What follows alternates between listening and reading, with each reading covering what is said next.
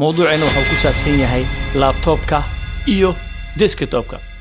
YouTube channelkii waxaan furay 18 February 2015.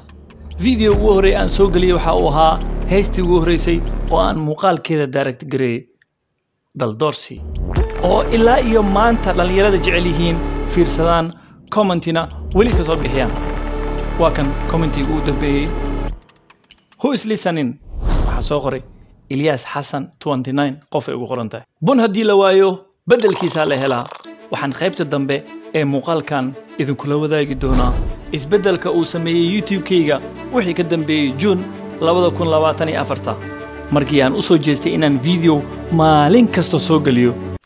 wali ma laptopkii aan ku dagaal tagaa mase waxa isbedelay waxa kaga bogan doontaa dhamaadka videogan. Waagaas aan heesta Daldoorsi direct gareynay waxaan joogay magaalada Nairobi waxaan imaaday Europe kadib waa iska mashquulay shaqo family reerkii dalka aan uga soo tagay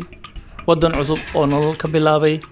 saasta ay tahay marmarkoo aan muuqaal soo galin jiray YouTube-kayga waxaana ii ahay meel aan xasuusaha muuqaaladayda ku kaydsado. muuqaalada goosgooska ah oo aan soo gali jiray YouTube-kayga waxaa gacan weyn ka geysan jiray laptopkayga HP oo sanadkii 2016 aan u soo gatay inaan script ama sheeko film kaliya ku qoro balse dantu ay ka fagsan weysay inaan editing software ku shubo kaasoo uun xamili karin marka loo fiiriyo RAM-ka laptopkan oo yar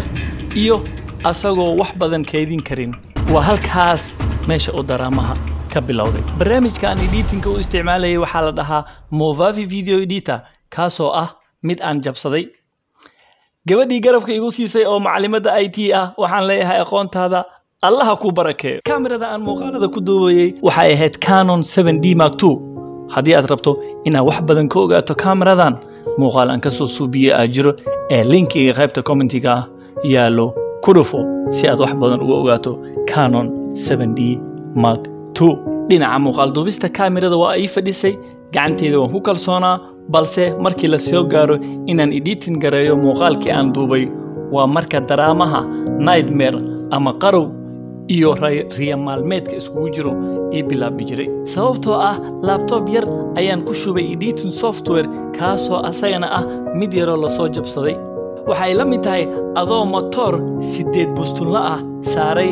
doon yar ama laash alwaax ka samaysan haddana badda oo kacsan yiri waan ku kaluumaysataga malaayigi doontaas lagu soo dabo inaysan cidna caawa ku cashaynaynin kolley hoosta waad igala xariiqdeen anna waan ogaa muuqaal aan saakay duubay in aan galabta YouTube soo gelin karin ku darso bari subaxna shaqaale iga raba balse ku qabatay qadar alla waa la qaataa anoo isticmaalay in cadeyskii Soomaalida oo iska dhigay wiil hog mudug ka yimid aan haddana gaari afarta shaaka banjarsan ku wadaayay wadada bacaadka ah ee u dhaxayso xamar ilaa iyo cadale waa laptopka saqiirka ah iyo editing software la soo jabsaday ujeedkayga waxaan la kacaa kufo oo saacado badan laptop kor fadhiyo mar aan social media isku mashquuliyo mar aan dadka jidka maraayo iyo wixii banaan ka socdo isku mashquuliyo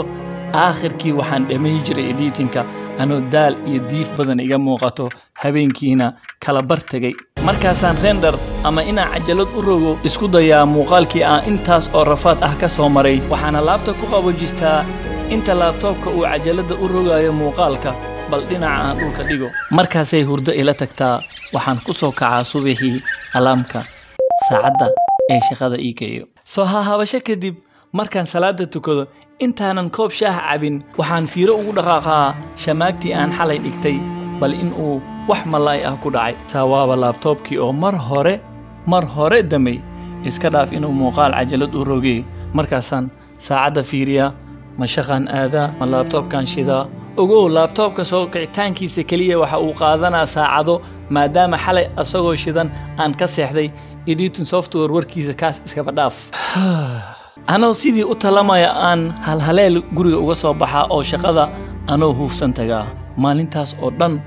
wuxuu waqtiga iiga dhumaa anoo ka fikirayo shaqadan ku dhafray inay noqotay hal bacad lagu lisay waxaa kurbada igu sii badiyo talo caawana ma dhafar kala ku sugayo aba dhafartide muuqaalkaas guul ma ka gaari doontaa oo ma ku hubsan doontaa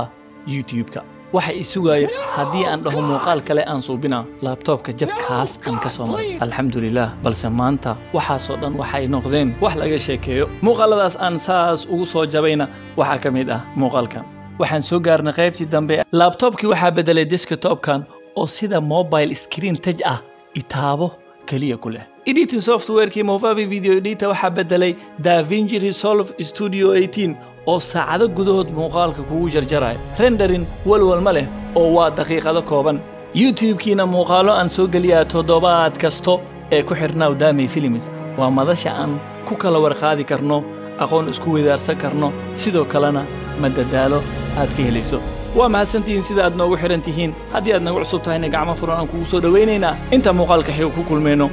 waa Ismaaciil oo idin leh horumar wacan